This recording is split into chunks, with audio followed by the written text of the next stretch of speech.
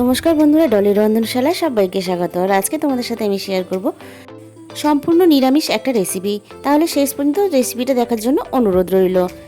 আমি দেখো প্রথমে কড়াইটা খুব ভালোভাবে গরম করে নিয়ে আমি কড়াইয়ের মধ্যে দিয়ে দিলাম বেশ কিছুটা বড়ি। এবারে বড়ির মধ্যে আমি দিয়ে দেব স্বাদ মতো লবণ আর দিয়ে একটু হালকা নাড়াচাড়া করে ভেজে নেব। এরপরে আমি দিয়ে দেব প্রয়োজন মতন সর্ষের তেল।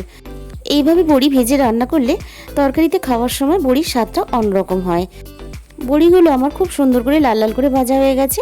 আমি এবার বড়িগুলোকে তুলে নেব। এরপর আমি ওই একই তেলের মধ্যে আরও একটু সর্ষের তেল দিয়ে দিলাম। তেলটা আমার খুব ভালোভাবে গরম হয়ে যাওয়ার পরে আমি এখানে ফোড়নে দিয়ে দিলাম 5 ফোড়ন। আর এবারে আমি এখানে দিয়ে দেব একটা তেজপাতা কুচি করে। এরপর আমি ফোড়নটাকে হালকাভাবে ভেজে নেব। ফোড়নটা আমার এখানে খুব ভালোভাবে ভাজা হয়ে গেছে। এবার ফোড়নের মধ্যে আমি দিয়ে দিলাম আগে থেকে কেটে রাখা আলু। আমি আলুগুলো এইভাবে লম্বা লম্বা করে কেটে নিয়েছি দেখতে সুন্দর হওয়ার জন্য। আলুগুলো একটু নেড়েচেড়ে ভেজে নেওয়ার পরে এখানে আমি দিয়ে দিলাম কেটে রাখা গাঁটি কচুগুলো। এবার গাঁটি কচু দিয়ে হালকাভাবে 2 থেকে 3 মিনিট আমি এইভাবে ভেজে নেব। এরপরে আমি এখানে দিয়ে দিলাম কেটে রাখা পটল দেওয়ার পরে আমি কেটে রাখা কাঁকরোলগুলো দিয়ে দিলাম। কাঁকরোলের সাথে আমি ঢেঁড়সটাও এখানে দিয়ে দিলাম। কেটে রাখা অল্প একটু গাজর কুচিও দিয়ে দিলাম। এবার সব কিছু একসাথে আমি খুব ভালোভাবে নাড়াচাড়া করে একটু ভেজে নেব। এরপর আমি এখানে দিয়ে দিলাম কেটে রাখা কুমড়ো। আর সব শেষে এখানে আমি কেটে রাখা টমেটোটাও দিয়ে দিলাম। এবারে দিয়ে দিলাম স্বাদ মতো লবণ দিয়ে আমি সমস্ত সবজিগুলো একসাথে খুব ভালোভাবে নাড়াচাড়া করে ভেজে নেব। মিনিট 5 আমি এখানে সমস্ত সবজি একসাথে খুব ভালোভাবে ভেজে নেব।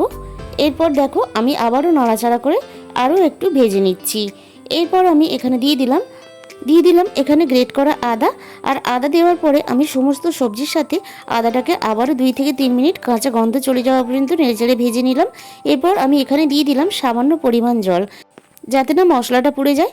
এবারে আমি এখানে দিয়ে দিলাম 1/2 চামচের একটু বেশি হলুদ গুঁড়ো আর 1/2 চামচের একটু কম ঝাল লঙ্কার গুঁড়ো আর দিয়ে দিলাম অল্প একটু কাশ্মীরি লঙ্কার গুঁড়ো কালারের জন্য। এবার সব কিছু খুব ভালোভাবে আমি নেড়েচেড়ে এগুলো মশলার সাথে কষিয়ে নেব। আমার খুব ভালোভাবে এখানে সমস্ত কিছু কষানো হয়ে গেছে। এর মধ্যে আমি দিয়ে দিলাম স্বাদ মতো চিনি দেওয়ার পরে আমি সমস্ত কিছুর সাথে আবারও আমি একটু চিনিটা কষিয়ে নিলাম। এরপরে আমি এখানে সিদ্ধ হওয়ার জন্য পরিমাণ মতন জল দিয়ে দিলাম। এখানে আমি খুব বেশি জল ব্যবহার করলাম না।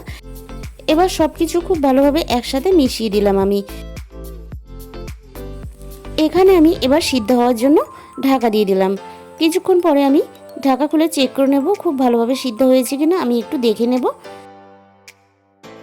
এখানে আমার সমস্ত কিছু খুব ভালোভাবে সিদ্ধ হয়ে গেছে। আলু, পটল, গাঁটি কচু সব কিছুই আমার খুব ভালোভাবে সিদ্ধ হয়ে গেছে। এবারে আমি এখানে দিয়ে দিলাম ভেজে রাখা বড়িটা আমি দেওয়ার পরে সব কিছুর সাথে মিশিয়ে দেব। এবার সিদ্ধ হওয়ার জন্য আমি একটু অপেক্ষা করব। বড়িগুলো আমার খুব ভালোভাবে সিদ্ধ হয়ে গেছে।